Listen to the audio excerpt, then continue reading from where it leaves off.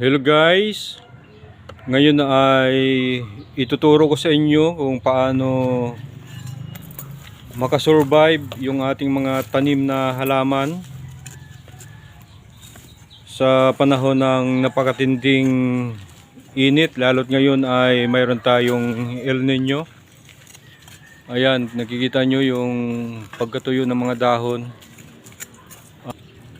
Nakita natin na kapag tayo ay nagdilig ng ating mga halaman, kapag ating hinuka yung lupa, nakikita natin, no, hindi man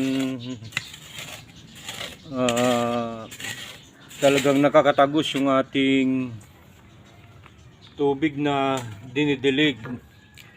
Kaya atin pong gawin na magputol tayo ng PVC pipe o kaya kawayan at ating ibaon. Mag-ingat lang tayo na huwag tamaan yung ugat at saka natin buhusan ng isang balding tubig para yung ating mga halaman ay makatagal sa panahon ng matinding tag-init ngayong summer, lalo't mayroon tayong El Nino. Ayan, napakadali lang po. Atin pong antayin na bumaba yung tubig at buhusan naman natin.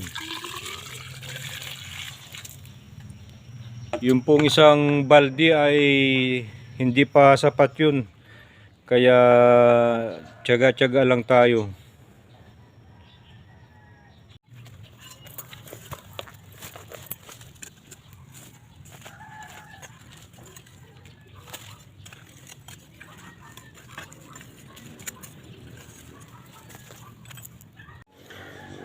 Isa pang paraan, mga loads, ay atin pong diligan ang buong puno kahit 2 o 3 beses lang sa isang linggo.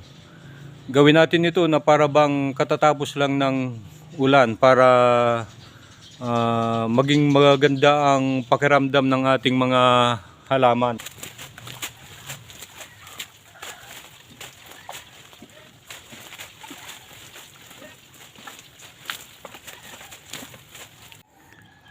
Ayan po, parang katatapos lang ng ulan at fresh na fresh ang kanilang pakiramdam.